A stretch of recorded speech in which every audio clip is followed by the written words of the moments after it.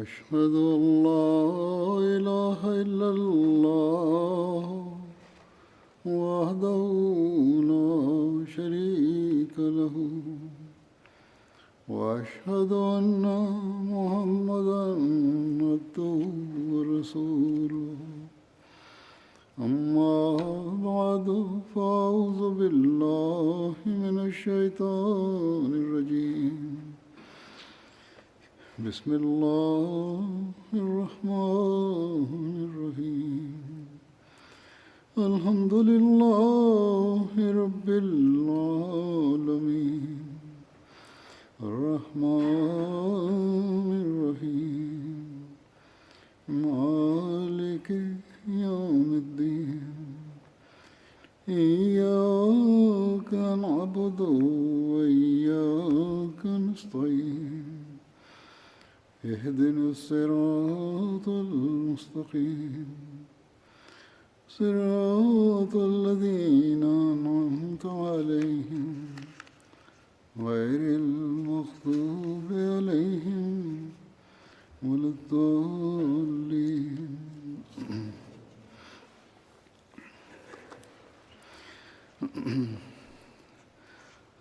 以前の説教ではハズラト・ウマルの言及が続いていて、今日もまた同じものが続きます。ハズラト・ハフサビンテ・ウマルはハズラト・ウマルの世俗への無関心さと高潔さに言及して次のように述べています。つまり、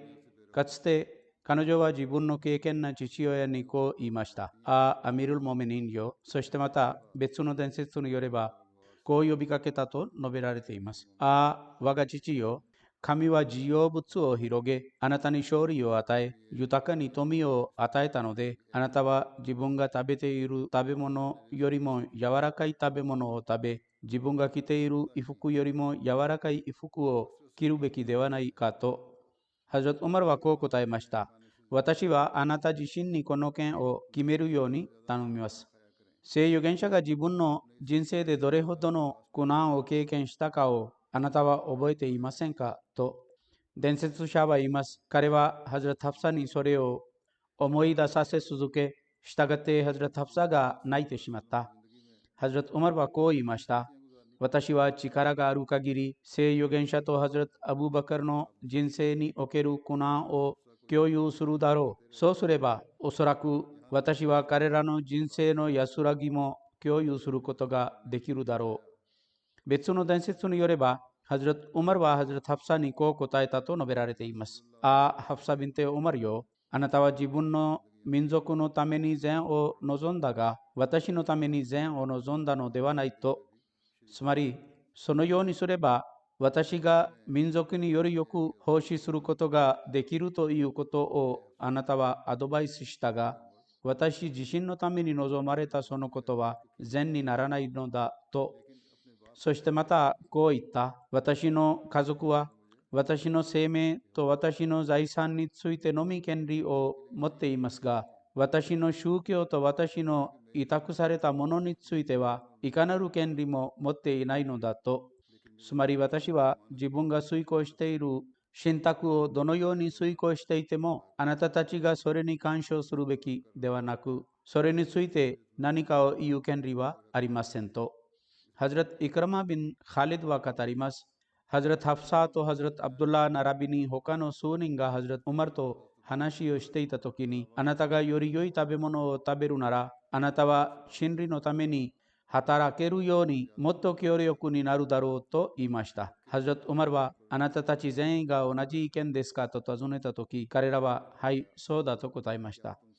ハズラト・ウマルはこう答えた。私はあなたたちに望まれている善意を理解していますが、私は自分の二人の仲間、つまり聖預言者とハズラト・アブバカルと別れた時の道があるので、私がその道から離れた場合、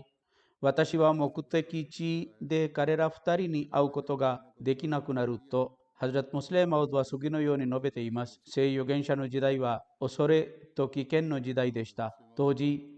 彼がイスラム教徒に与えた命令から教訓を受けることができます。一つの種類のカレー以上に使わないことが彼自身の習慣であり、そのようにするのを指示していたのです。ハズラト・ムスレー・マウドはテヘリケ・ジャディッドに関する自分の説教の中でこれを語っています。つまり、聖預言者が一つの種類のカレー以上に使わないように指示し、それを非常に強調して主張したので、一部のサハバがそれにおいて非常に誇張しており、極限を超えていたのです。したがって、かつてスと塩がハズラト・ウマルの前に出されたとき、彼は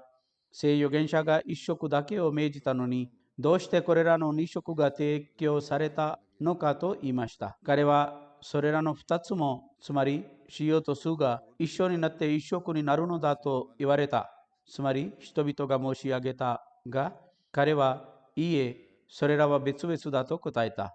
ハズラト・ウマルのこの行動は聖預言者への愛のために極端な側面を持っているようですが、聖預言者はおそらくそのような意図はなかったでしょう。しかし、この例は聖なる彼がイスラム教徒の単純さの必要性を見て、それをどれほど強調して促していたかということを示しています。ハズラト・ムスレヘ・マウドは言います。私はハズラト・ウマルのように要求していなく、塩と酢を別々の食事とみなしていないが、今日から3年間にかけて、この戦いに私たちと一緒になりたいすべてのアハマディは、今日から一食だけを使用することを約束するべきです。そしてその間に恐れの状態が変わることに応じて命令も変えるように私は毎年これを改めて発表するだろう。つまりパンとカレーまたはご飯とカレーであります。それは別々のものではなくむしろ両方のものを含んだ一食とみなされるだろう。しかしパンと一緒に2種類のカレーやご飯と一緒に2種類のカレーが許可されていません。これはタハリッケ・ジャディードを発表した当時のことであり、その時ジャマートは個人的な費用を減らしてタハリッケ・ジャディードのチャンダを支払う必要がありました。しかし現在は神の恩寵により状況が変わっているので、このような制限はありません。しかしそれにもかかわらず、ノリを超えるべきではありません。ハズラト・ムスレー・マウドは、والذين إذا أنفقوا لم يسرفوا ولم يقتروا وكان بين ذلك قواما という説を解釈して次のように述べています。神が述べられたことによれば、誰かが神のしもべになりたいのなら、彼は自分の富を費やすときは、次の2つのことを考慮するべきだという条件もあります。一つは、彼がその富においてノリを超えるべきではないということです。彼の食事は喜びと楽しみのためだけではなく、むしろ力や健康と体を維持するためのものであります。彼の衣服は装飾のためではなく、むしろ体を覆い、神が彼に与えた地位を遵守するためであります。したがって、サハバの実例は彼らがそのようにしていたことを示しています。したがってかつてハズラト・ウマルがシリア国を訪問したとき、そこで一部のサハバがシルクの服を身につけていたのです。シルクの服とはある程度のシルクが混ざった生地を示しています。さもないと男性が特定な病気などを除いて純粋なシルクを身につけるのが基本的に禁じられています。ハズラト・ウマルは仲間たちにそれらの人々の上に誇りを投げるように言った。つまり、それを良くないと思った。そして、今あなたたちはシルクの服を着るほど快適さを好むようになったのですかと言いました。そこで、それらのサハバの一人が自分のシャツを持ち上げて見せると、彼がその下に厚い羊毛のシャツを着ていたことが分かった。彼はハズラト・ウマルに言いました。私たちはシルクが好きなので、それを着ているのではなく、むしろこれがこの国の人々のやり方であり、彼らは子供の頃から素晴らしい華やかさを持って暮らす支配者たちを見ることに慣れているからです。ですから私たちも彼らのために国内政治として変わっただけです。さもなければ私たちは彼らからいかなる影響も受けていませんと。したがってサハバの行動は贅沢が何であるかを示しています。それが示すのは単なる装飾や目立ちたがりを目的として不必要なものに富を費やされるべきではないということです。とにかく神が述べられたように神のしもべとは富において贅沢をせず、自分の富を見せびらかしや誇示するために費やすのではなく、むしろ自分の富を利益のためや役立つために費やすのです。そしてまた彼らが与えることが必要であり、それが彼らのためにカバン、つまり利益をもたらす手段となる場合は、自分の富を与えるのをやめるべきではありません。つまり神の意志に従わない方法で自分の富を浪費することもなく、正当な権利を払えないようにそれを差し控えることもないようにするべきです。神のしもべが富を費やすことについては、これらの2つの条件があります。しかし、贅沢に行くか、ケチになる人々がたくさんいます。ハズラト・ウマルは派手できらびやかなドレスに非常に反対していたので、征服された敵でさえ、きらびやかなドレスを着て彼の前に出ることも嫌っていたのです。したがって、その詳細はペルシャ人の司令官であるホルマザンの事件で見つかります。私はすでにこの詳細を語ったことがありますが、ここに説明するために少しだけを語ります。トスタルの征服の時に、ペルシャの司令官であるホルマザンが降伏して自分自身をイスラム教徒に引き渡し、彼がメディナへハズラト・ウマルのもとに送られた時、彼を連れて行ったイスラム教徒たちは、ハズラト・ウマルが彼の本当の姿を見ることができるように、彼のシルクの服を彼に着用させました。彼はハズラト・ウマルの前に出たとき、ハズラト・ウマルは彼がフルマザンですかと尋ねた。人々ははい、そうだと答えた。したがってハズラト・ウマルは彼と彼の衣服を見つめ、私は豪華から神の庇護を求め、神に助けを恋求めると言った。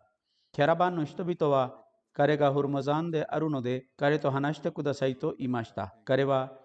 自分のきらびやかな服と宝石を脱ぐまで決してできないと答えた。それらのすべてを脱いだ後、ハズラト・ウマルが彼と話をしました。ハズラト・ウマルの謙遜と畏敬の水準について、次のことから反映されています。ハズラト・ウルワビン・ズベールは伝えます。私はハズラト・ウマルが水袋を肩に担いでいるのを見たとき、私は、アミル・モメニンよ、それはあなたにはふさわしくないと言った。彼はこう答えた。代表団が従順と服従を示しながら私に来たとき、つまり、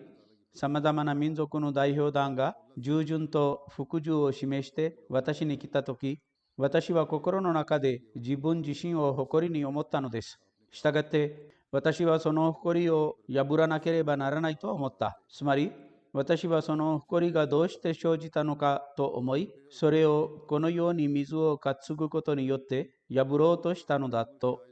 ハズラト・ヤヒヤビン・アブドゥラハマン・ビン・ハタブは父親によって次のように伝えています。私たちはキャラバンでハズラト・ウマルと一緒にメッカから帰っていた。したがって私たちがザジャナンの谷に到達したとき、人々は止まった。ザジャナンはメッカから25マイルにある場所の名前です。彼はハズラト・ウマルが次のように言ったと語ります。私はここで父親のハッターブのラクダを駆り立てていた時のことを覚えています。彼は非常に厳格な性質の人でした。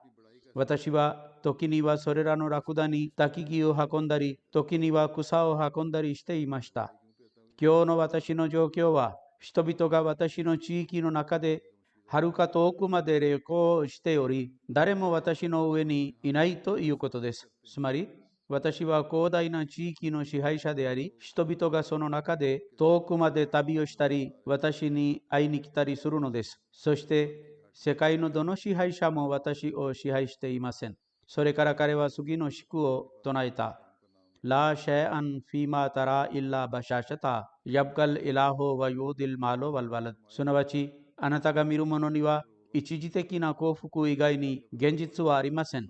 神の存在だけが永続するが、富と子供たちは滅びるだろう。ハズラト・カリファトル・マシー・アル・アバルはこれについて次のように述べています。ハズラト・ウマルは巡礼から帰っている途中、ある木のそばに立ち寄りました。打ち解けていたホゼファが理由を尋ねた。彼はこう答えました。私が自分のラクダの一頭を放牧した時があり、この木の下で父は私を非常に叱責したことがあります。そして今、ラクダではなく何百万もの人々が私の目で物を指すことだけに従って命を犠牲にする準備ができている時なのだと、ハズラト・ムスレマウドはこれについてこう述べています。ラクダを放牧していたその人が偉大な王になったのは驚くべきことではありませんか。そして世俗的な王だけでなく、むしろ精神的にもまたしかり、彼は幼い頃にラクダを放牧していたもののハズラト・ウマルであった。かつて彼は巡礼に行く途中、ある場所で立ち寄った。非常に暑かったので人々はとても苦しんでいたが、あなたはどうしてここに立っているのかと誰もあえて言うことはできませんでした。結局、人々はハズラト・ウマルの親友であり、ハズラト・ウマルがソーランなどについて彼に相談していた一人のサハビに、なぜ彼がここに立っているのかとハズラト・ウマルに聞くように頼んだ。彼はハズラト・ウマルに先に進んでください。なぜここに泊まっていますかと申し上げた。ハズラト・ウマルは私は次のような理由があったので、ここに泊まったのだと答えました。つまり、かつて私はラクダの放牧に疲れたため、この木の下で横になっていたとき、父が来て私を殴り、あなたをここで眠らせるために送ったのかと言ったということです。したがって、ある時、私がそのような状態でしたが、聖預言者を受け入れた結果、今日、私が言うならば、何百万もの人々が私のために命を犠牲にする準備ができているという地位を神が私にくれたのだと。この事件だけでなく、このような他の事件からもまた、サハバがどのような状態であったか、そして聖預言者を受け入れた後、彼らの状態がどのように変わり、彼らは他の誰もが持っていなかった地位と知識を得たのかということがわかります。ハズラト・ムスレヘ・マウドは述べます。私がこの物語について語った理由は、ラクダを牧草させる者の一人が、他の誰もが理解できなかった世俗と宗教の知識が教えられたことを考慮するためであるからです。一方では、彼がラクダやヤギを牧草させる状態を見れば、それが知識からどれほど離れているように見えているのでしょう。他方では、ヨーロッパの人々が国政の法律に非常に精通している今でも、彼らはハズラト・ウマルによって作成された法律を尊重しているということを考えてみてください。ラクダの飼い主と王国はお互いに何の関係があるのでしょうか。しかし、彼がなされたことのために、今日世界が彼の前で頭を下げ、彼の政治意識を称賛しています。そしてまた、ハズラト・アブバカルは平凡なビジネスマンであったが、彼がそのような知恵や理解力や考えをどこから得たのかを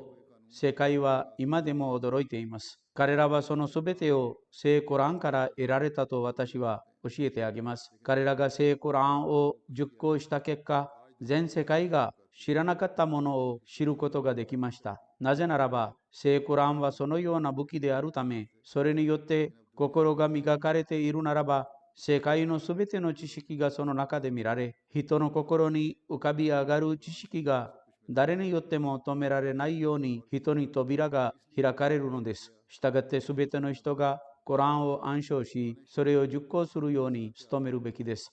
ハズラト・ウマルの謙遜と謙虚さについて、ある伝説では次のように述べられています。ジュベール・ビンのフェーは伝えます。ある一団は、アミル・モメニンよ、私たちは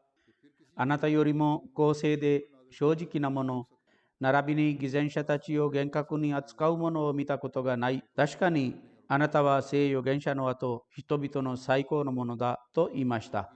アオフ・ビン・マリクはそのように言った人に向かってこう言いました。神に誓って言います。あなたは嘘をついたのだ。私たちは確かに聖預言者の後、彼、つまりハズラト・ウマルにも勝る人を見たことがあると。そこでハズラト・ウマルは、オフよ、それは誰ですかと尋ねたら、彼はアブバカルだと答えた。ハズラト・ウマルは、オフが真実を言ったと語り、そしてその人に向かってこう言いました。あなたは嘘をついたのだ。神に誓っています。アブバカルはムスクの香りよりも高潔なものであるが、私は自分が家のラクダよりも迷っているものだと思っていると、ハズラト・ムスレーマウドは述べます。ハディスによれば、かつてハズラト・ウマルとハズラト・アブバカルが何かについて議論し、その議論は増加しました。ハズラット・ウマルはせっかちな性質を持っていたので、ハズラット・アブバカルは論争がエスカレートしないようにその場所から去っていくことが適切だと考えた。ハズラット・アブバカルが去っていこうとしたときに、ハズラット・ウマルは前に進んで、ハズラット・アブバカルのシャツをつかみ、私の質問に答えていくべきだと言った。ハズラット・アブバカルが帰られるように自分のシャツを離してもらおうとしたとき、彼のシャツが破れた。彼はそこから家に帰っていったが、ハズラット・ウマルは彼が聖預言者に私についての不平を言うために言ったのではないかと疑ったので、彼も自分の言い訳を聖預言者に説明するために追いかけていった。しかし途中でハズラット・アブバカルがハズラット・ウマルの視界から姿を消した。ハズラット・ウマルは彼が聖預言者のもとに行ったと考え、自分も直接に聖預言者のもとに行きました。そこについてみると、ハズラット・アブバカルはいませんでした。しかし、彼は心の中で後悔があったので、こう申し上げました。聖なる預言者よ、私は自分がアブバカルを厳しく扱ったという間違いを犯し、それはハズラット・アブバカルのせいではなく、私のせいであると申し上げた。ハズラット・ウマルが聖預言者のもとに行ったとき、誰かがハズラット・アブバカルのところに行って、ハズラット・ウマルがあなたについての不平を言うために聖預言者に言ったのだと彼に告げた。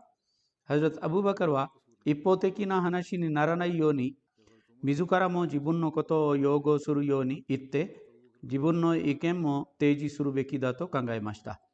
ハズラット・アブバカルが聖預言者の会議に着いたとき、ハズラット・ウマルは聖預言者よ、私はハズラット・アブバカルと論争する過ちを犯し、私のせいで彼のシャツが破れたのだと語っていました。聖預言者がそれを聞いたとき、怒りの兆候が彼の顔に現れ、聖なる彼はこう言いました。人々よ、あなたたちはどうしたのですか？全世界が私を拒否し、あなたたちでも私を反対していたときに、私に信じてきたのはアブバカルそのものであり、彼はあらゆる方法で私を助けてくれたのだと。それから彼は悲しそうに言った。あなたたちはまだ私とアブバカルを許さないのですかと。聖なる彼がこれを言っていたときに、ハズラット・アブバカルが入ってきました。これこそが真の愛の例であり、ハズラット・アブバカルが入ってきたとき、聖なる預言者よ、それは私のせいではなく、ウマルのせいであったという言い訳を提示する代わりに、彼は聖預言者の顔に怒りが現れているのを見て、彼の真の愛好者として自分のために彼が苦しんでいるのを見るのに耐えられなかったのです。したがって、ハズラット・アブバカルは来てからすぐに聖預言者の前にひざまずき、そして聖なる預言者よ、それはウマルのせいではなく私のせいであったと申し上げたのです。ハズラット・ウマルによって伝えられています。彼は女性の流産の場合の身代金について人々に相談を求めた。モギラは聖預言者が一人の奴隷または女奴隷の代金を身代金として払うように決めたのだと言いました。ハズラット・ウマルはあなたが言ったことを証言する誰かを連れてきてくださいと言いました。したがって、モハンマド・ビン・マスレマは聖預言者がそのように決定したとき、彼が聖預言者のもとにいたと証言しました。つまり、女性が抑圧的にまたは強制的に流産したときまたはされたときにその身代金を払わなければなりません。そして抑圧を行った人がその身代金として一人の奴隷または女奴隷を解放させるべきです。ハズラット・アブ・サイードは伝えます。アブ・ムーサ・アシャリがハズラット・ウマルのもとに入ってくるように許可を求め、アッサラムアレイクム、私は入ってもよろしいですかと尋ねました。ウマルはまだ一回だけ許可を求めたのだと心の中で思った。しばらくして彼はまたアッサラムアレイクム、入ってもよろしいですかと尋ねた。ウマルはまだ2回許可を求めただけだと心の中で言いながら答えた。さらにしばらく沈黙してから彼はもう一度アッサラムアレイクム、私は入ってもよろしいですかと尋ねました。2、3回許可を求めた後、アブ・ムサ・アシャリは帰りました。つまり3回許可を求めても答えがなかったのを見て彼は帰りました。ウマルは万人にアブ・ムサが何をしたかと尋ねたら彼はもう帰ったと答えた。ウマルは彼を呼び出して私に連れてきてくださいと言った。したがって彼が来た時にハズラット・ウマルはあなたはこれが何をしたかと尋ねた。彼は私がスンナに従ったと答えた。ハズラット・ウマルはこう言いました。それがそんなですか。神に誓って言います。あなたはそれがそんなであることの論拠と証拠を見せなければ、私はあなたを厳しく扱うだろうと、アブサイド・ホドリは語ります。したがって彼は私たちに来ました。その時、私たちはアンサーの一団と一緒でした。アブ・ムサ・アシャリはこう言いました。ああ、アンサーの一団よ。あなたたちが聖預言者のハディスを他の人々よりもよく知っているのではありませんか。聖預言者が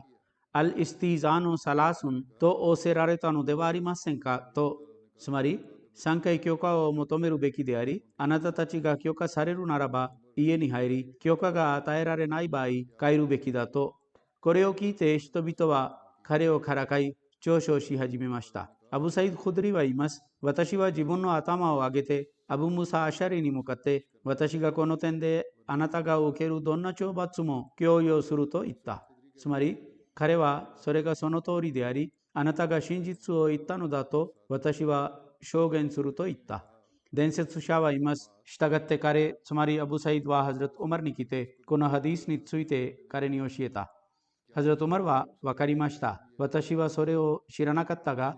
今知ったのだと答えた。サヒムスリムによれば、ハズラト・アブ・フレラは次のように伝えています。私たちは聖預言者の周りに座っており、ハズラト・アブ・バカルとハズラト・ウマルも含む他の人々もいました。聖預言者が私たちの中から起き上がって去ったが、彼は帰るのが遅れた。したがって、私たちは彼が私たちから離れるのではないかということを恐れて緊張して立ち上がった。私が最初に心配したので、私は聖預言者を探しに外に出かけた。したがって私はバヌ・ナッジャールが所有していたアンサー族の果樹園にやってきました。私はそのドアを見つけようとして、その周りを歩いてみたが、私はドアを見つけなかった。すると、私は外の井戸から果樹園の中へ流れる大きな水の流れを見ました。彼は言います。したがって私は巻き上げた狐のように巻き上げて、その水路によって通り抜け、中に入り、聖預言者のところに行きました。彼は、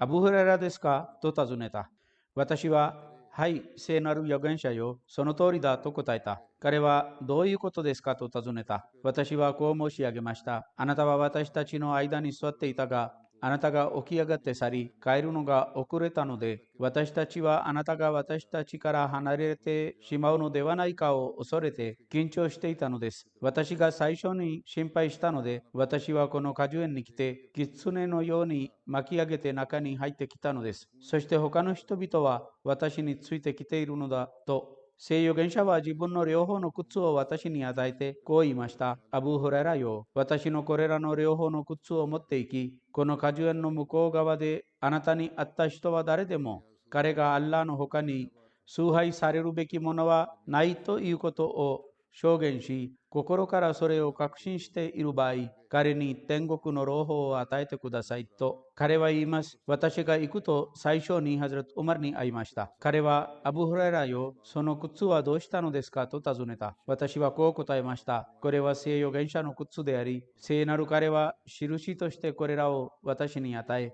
私に会った人は誰でも彼がアッラーの他に崇拝されるべきものはないということを証言し、それを心から確信しているならば、私が彼に天国の朗報を与えるように、これらを私に持たせて送ったのだと、ハズラト・アブ・フレラは言います。そこで、ハズラト・ウマルは怒って、私の胸を手で強く叩いたので、私は仰向けに倒れました。彼は、アブフレラよ、帰ってください。そして誰にも何かを言う必要はありませんと言った。彼は言います。私は聖預言者のもとに戻り、泣きそうでしたが、ハズラト・ウマルも私についてきて、そこに着きました。聖預言者はアブフレラよ、どうしたのですかと尋ねました。私は自分がウマルに会い、あなたが私に携えて送ったメッセージを彼に説明したら、彼は私の胸を手で強く打ったので、私は仰向けに倒れたのです。彼は帰るように言ったのだと答えた。聖預言者はウマルよ、あなたはどうしてこのようにしたのですかと尋ねた。ハズラト・ウマルはこう言いました。聖なる預言者よ、私の両親は何時に犠牲なり、あなたは自分の靴をアブフレラに持たせて、彼に会ったどの人でも、アッラーの他に崇拝されるべきものはないと証言し、心からそれを確信している場合、その人に天国の朗報を与えるように送ったのですかと聖なる彼は、はい、そうだと答えました。そこでハズラト・ウマルはこう申し上げました。このようにしないでください。なぜならば、私は人々がその後、それだけに頼ってしまうのではないかということを恐れるからです。したがって、聖なるあなたにとって良いのは、彼らに行動をするようにさせ、彼らが真の信者になるために、善行の命令に従って行動を行うということなのです。さもないと、彼らは、ライラハイララを言うだけで天国の朗報が得られると主張するだろうと、聖預言者は、それならばやめた方がいいので、その通りにしましょうと言いました。ハズラト・ウマルは非常に慎重な性質でした。サタンもハズラト・ウマルを恐れて逃げるということについてもいくつかの伝説があります。サヒ・ブハリでは次のような伝説があります。ハズラト・サード・ビン・ワカースは伝えます。ハズラト・ウマルが聖預言者のもとに入ってくるように許可を求めた。その時、聖なる彼のもとにクレーシュの何人かの女性が座っていて、彼と話し、彼にもっと経費を頼んでいた。彼女たちの声は聖なる彼の声より大きかった。ハズラト・ウマル・ビン・カッターブが入ってくる許可を求めたとき、彼女たちはすぐに起きてカーテンの奥に行きました。そしてその後、聖預言者はハズラト・ウマルに入ってくるように許可しました。ハズラト・ウマルが入ってきたとき、聖預言者は笑っていた。ハズラト・ウマルは、聖なる預言者よ、神があなたを永遠に笑わせ続けますようにと言いました。聖預言者はこう言いました。私は自分の近くに座っていた女性たちに驚いています。彼女たちはあなたの声を聞くとすぐにカーテンの奥に行ったのだと。ハズラト・ウマルは聖預言者よ、彼らがあなたをより恐れるべきなのにと言いました。それからハズラト・ウマルはこう言いました。ああ、自分の生命の敵よ、つまり大声で女性たちに呼びかけた。あなたたちは私を恐れているが、聖預言者を恐れないのですかと、彼女たちは答えた。はい、その通りです。あなたは非常に厳しい性質で、頑固な心の人ですが、聖預言者はそのようではありませんと。そこで聖預言者はこう言いました。ハターブの息子よ、聞いてください。私の命をその手に握っている神に誓って言います。サタンがあなたの道を歩いていて、あなたを見たときはいつでも、彼は確かにその道をやめて別の道を採用したのだと。ハズラト・アイシャは次のように語ります。かつて聖預言者がおられたときに、私たちが騒音や子供たちの声を聞きました。聖預言者はそこに立ち寄った。そこに踊ったりトリックをしたりしている女性がいて、子供たちが彼女の周りに集まっていた。聖預言者は、アイシャよ、ここに来て見てくださいと言いました。私が来て自分の顎を聖なる彼の肩の上に置いて見始めました。私の顎は聖なる彼の頭と肩の間にあった。それから彼は、まだ満足していませんかと私に言った。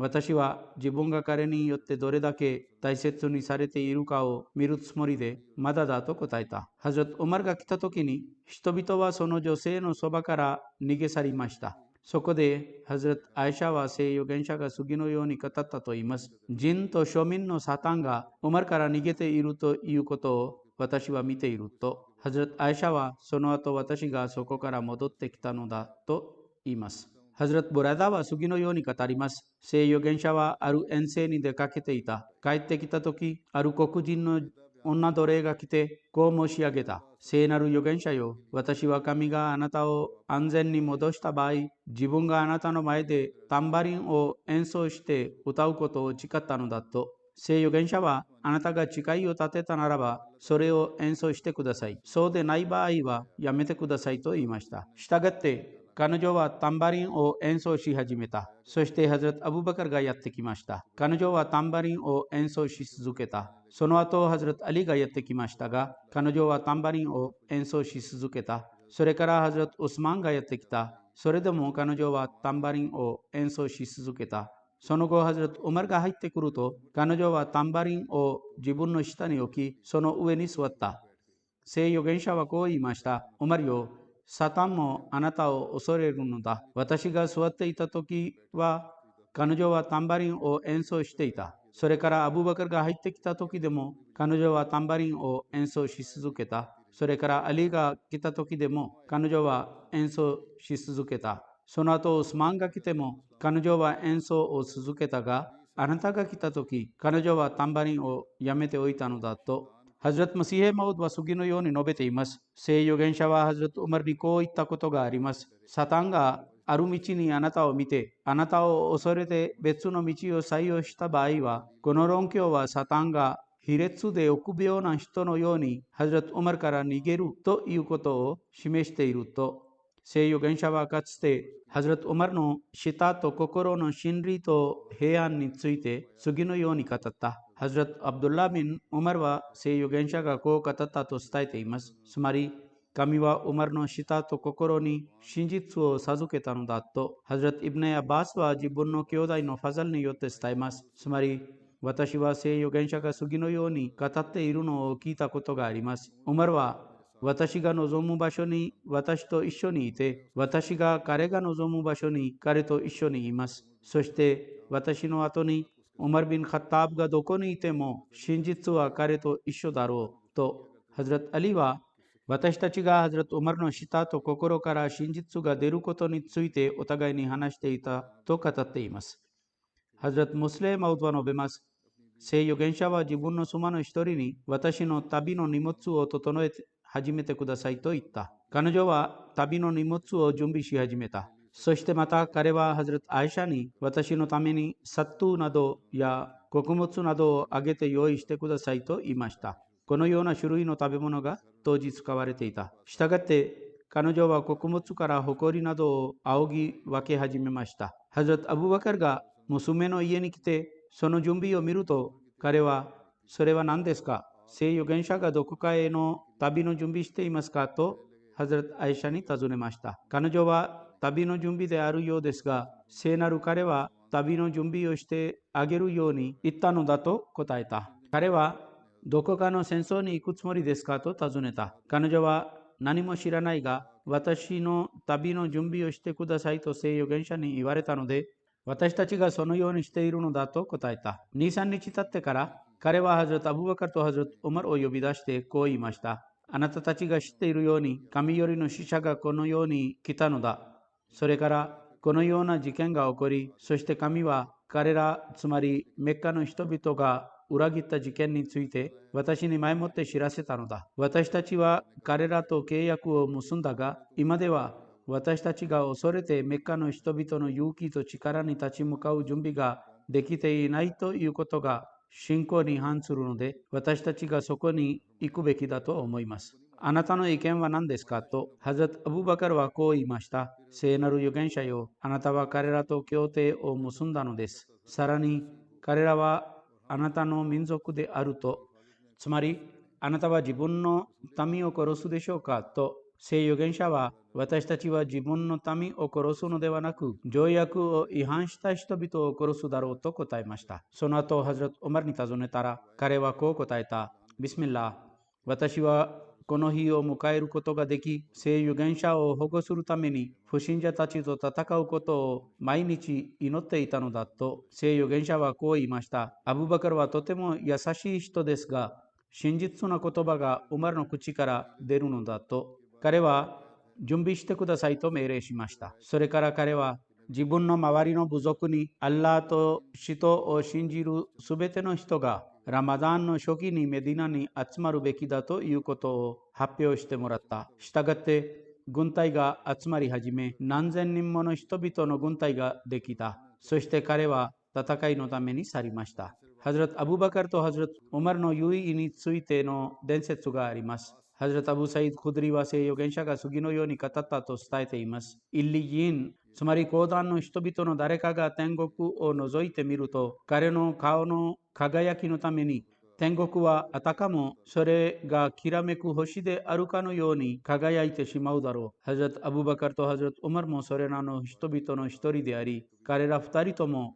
なんて素晴らしいものなのだと、アブ・ウスマンは次のように伝えます。聖預言者はハズラット・アマル・ビン・アースをザートゥス・サラセルへの軍隊の将校として任命して送った。これは当時の旅の仕方によれば、メディナから1日の旅である場所で、アルクラという谷の向こう側のジャザム族の地域に位置するある井戸の名前です。ハジラト・アマルは言います。私が帰ってきたとき、私は聖なる彼に人々の中であなたにとって誰が一番愛しいなのかと尋ねた。彼はアエシャだと答えた。私は男性の中から誰が最も愛しいですかと尋ねました。彼はアエシャの父親だと答えた。私はその後誰ですかと言ったら、彼はウマルだと答えた。それから彼は何人かの男性の名前を言いました。ハズラト・アナスは次のように伝えます。聖預言者がモハジリンとアンサーの中から自分のサハバに出てくることがあった。彼らが座っており、アブバカルとウマルも彼らの間にいました。したがって、アブバカルとウマルを除いて、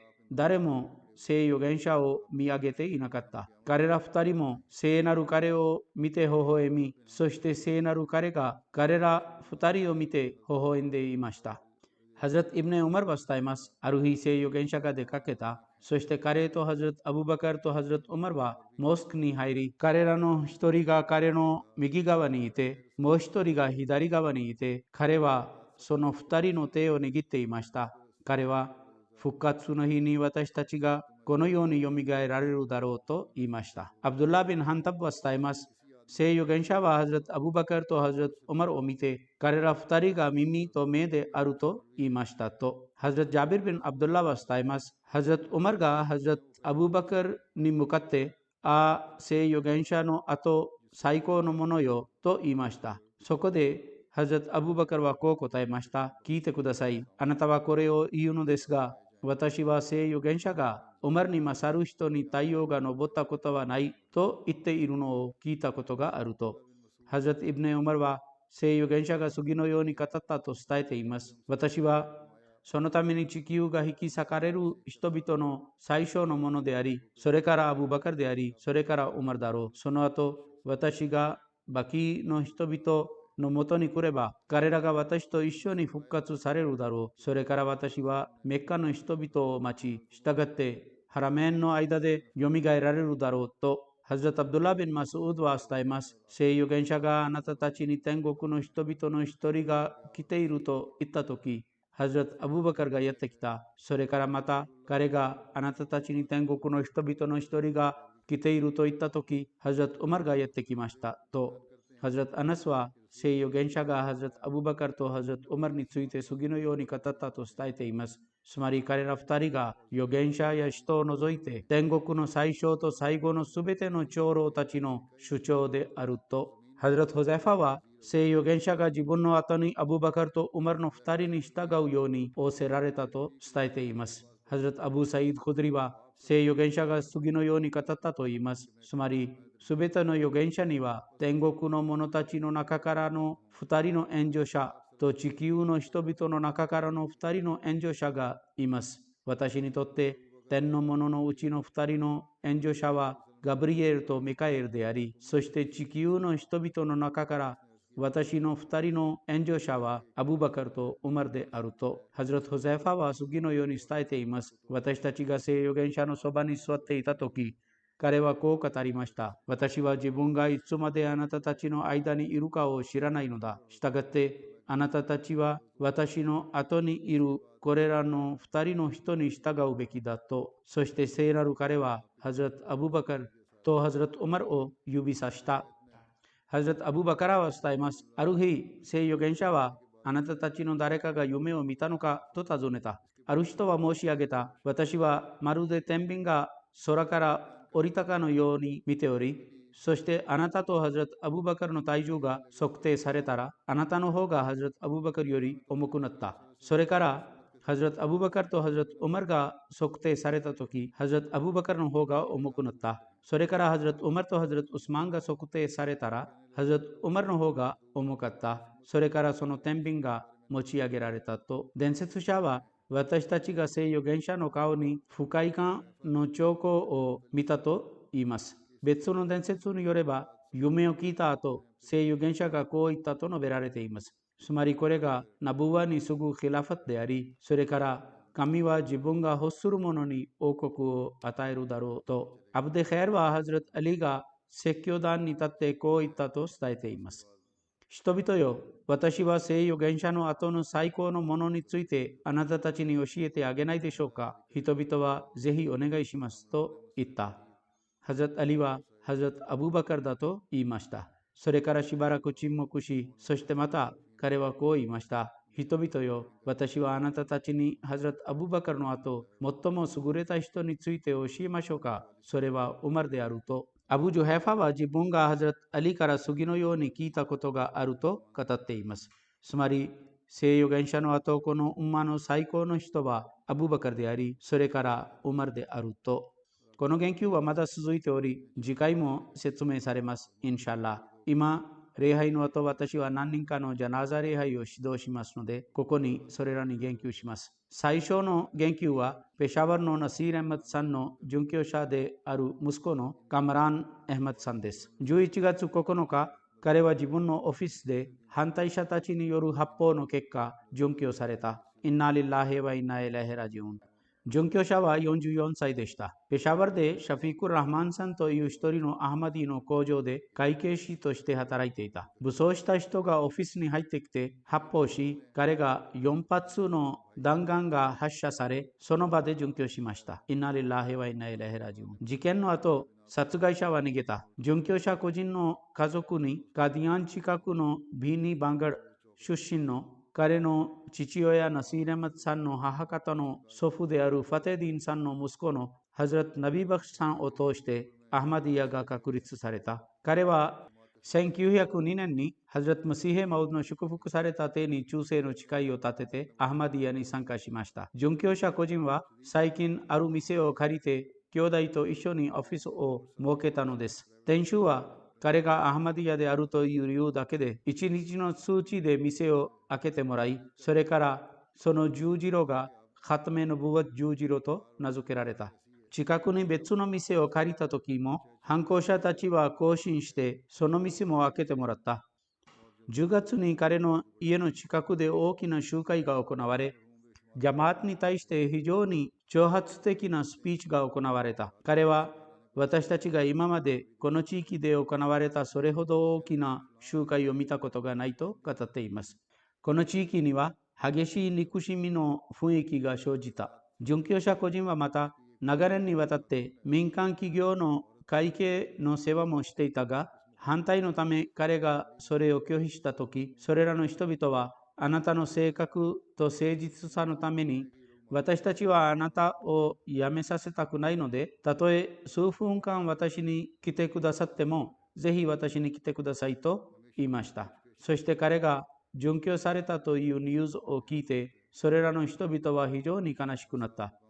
殉教者個人は無数の美徳を持っていた。彼の父親は述べます。ある日、彼が夜遅く帰宅したとき、私はなぜそんなに遅く帰ってきたのかと尋ねたら、彼はアハマディヤの反対者である、むしろ敵である、ああいう非アハマディヤ家族の女性が血が必要だったので、彼女に献血してきたのだと答えた。そして彼らが財政的に弱くて貧しい人々であるから献血をしたのだと。彼らには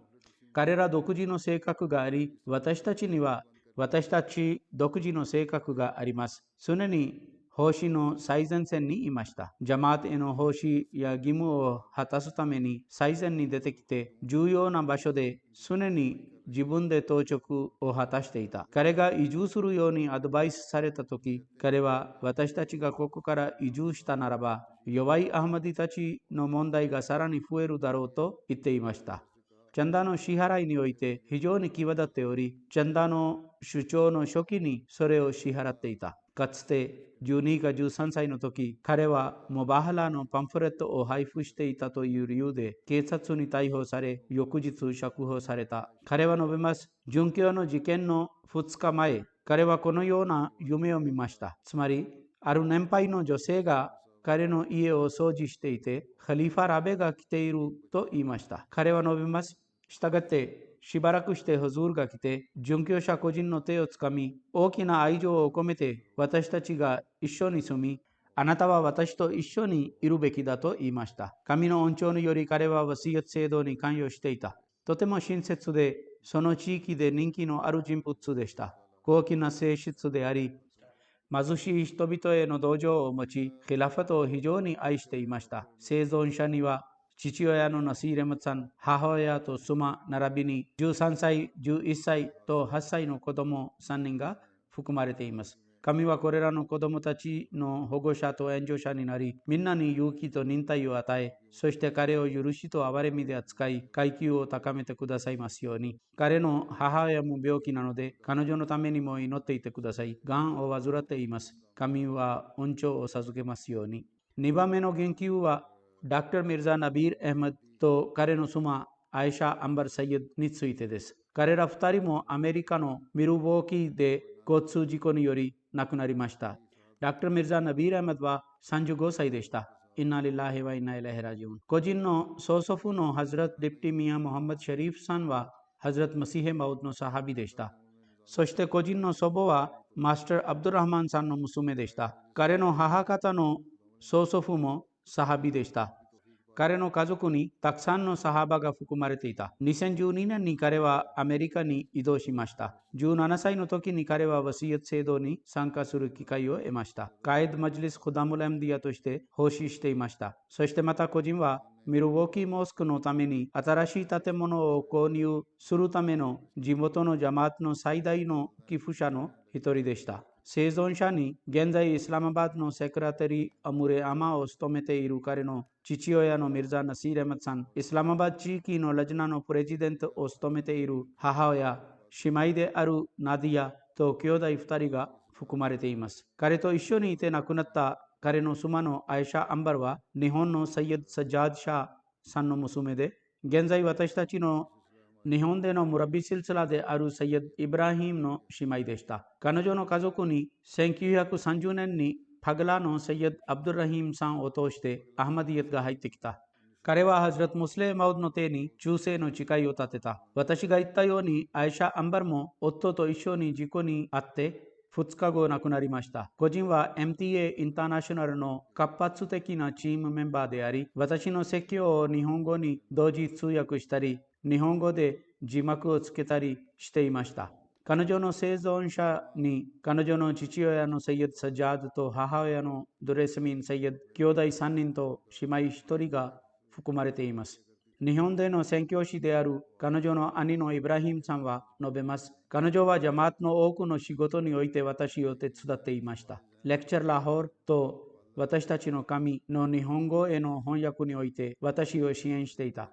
そして彼女が薬局を勉強したのにどうしてこんなに上手に翻訳できるだろうかといつも私が思っていたような方法で翻訳をしていました。彼女の姉のファテマは述べます。彼女は日記を持っていて私は偶然それを手に入ったのです。各ページは2つのタイトルで構成されていた。一つは私の世俗的な生活と書かれていて、もう一つは私の精神的な生活と書かれていたのです。世俗的なページが日常生活と世俗的な目的のために定められており、精神的なページが精神的な目的やジャマートのメモと宗教的な知識のために決められていた。各ページは非常に素晴らしくよく考えて書かれていた。当時のカリフに語られた一字一句に注意深く耳を傾け、それに従って行動し、そしてまた自分の兄弟にもそれを促すのは彼女の特別な習慣でした。日本人の友達にもイスラム教の知恵的な教えを伝えていました。神は個人の2人も許しと憐れみで扱い、階級を高めてくださいますように。次の言及は、現在カラチのクリフトンのジャマートのセクレタリーマールを務めていたチョードリー・ナシール・アハマドさんについてです。彼はラブワのチョードリー・ナシール・アハマドさんの息子でした。69歳で亡くなりました。インナーリラーヘワイナイラヘラジュン。亡くなった時に彼は自分の妻と義理の兄弟にファジャルの礼拝を指導しており、第2ラカートのサジダの間、突然、心臓停止のため、彼は神のもとに行き去ったのです。神の恩寵により、ワシヤット制度に関与していました。ハズラット・マシヘ・マウドは、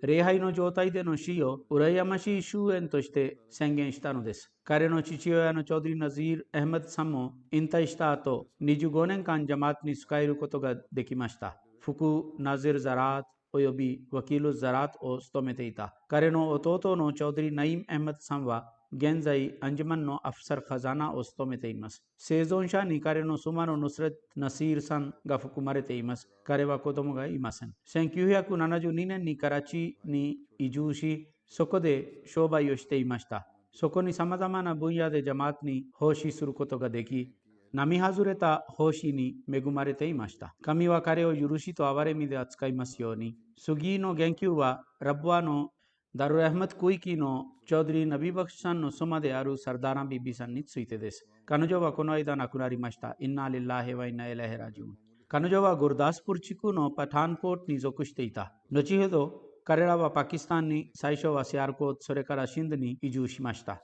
すべての家族はシーア派に属していた。1949年に彼女は家族と一緒にアハマディヤを受け入れたとき、彼女の両親はあなたの夫が不信者になったので、あなたは戻ってきてくださいと言いました。家族と一緒ではなく、自分の夫と一緒にアハマディヤを受け入れたのです。家族の他の人は忠誠を誓わず、彼らはあなたの夫が不信者になったので、彼と離れてくださいと言った。そこで彼女は自分の家族にこう答えた。今こそ私は真のイスラム教徒になったのです。あなたたちと一緒にいたとき、私はファジャルの礼拝だけを捧げていたが、今、私は5回の礼拝だけでなく、むしろタハジャド礼拝も定期的に遵守しています。ですから、私は戻るつもりはないと、14年ぶりに彼女が両親に会いに行った時でさえ、彼らは非常に冷淡無情に会いました。しかし、その後も彼らの心は和らぐことがなく、その人々は彼らに会いに来たことは一切ありませんでした。彼女はジャマートを真実に愛し、ヒラファトに献身的に属していました。貧しい人々に気を使い、忠実な女性でした。個人はワシヤト制度に関与していた。生存者に息子3人と娘4人が含まれています。彼女の長男のダクター・アブドゥル・ラヒームさんもまた、ヌスレット・ジャハンの下で5年間シラレオネで奉仕することができました。下の息子のアブドゥル・ハレク・ナイヤルさんはムラッビ・シルサラであり、最近カメルーンで奉仕しています。そこでの主任宣教師及びアミールを務めており、フィールドで仕事に従事しているので、母親のジャナザ式に出席することもできませんでした。神は彼らすべてに忍耐と勇気を与え、個人の階級を高めてくださいますように。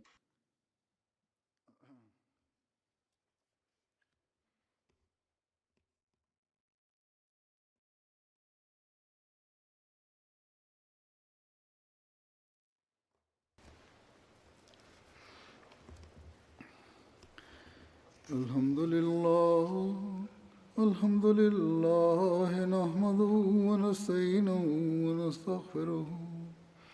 ونؤمن به ونتوكل عليه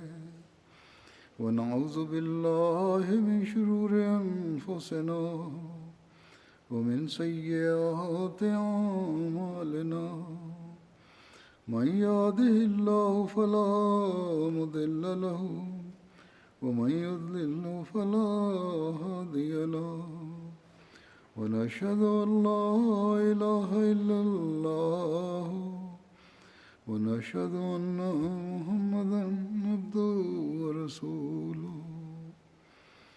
عباد الله رحمكم الله إن الله يأمر بالعدل والإحسان وإيتاء ذي القربى وينهى عن الفحشاء والمنكر والبغي يعظكم لعلكم تذكرون اذكروا الله يذكركم وادعوه يستجب لكم ولذكر الله أكبر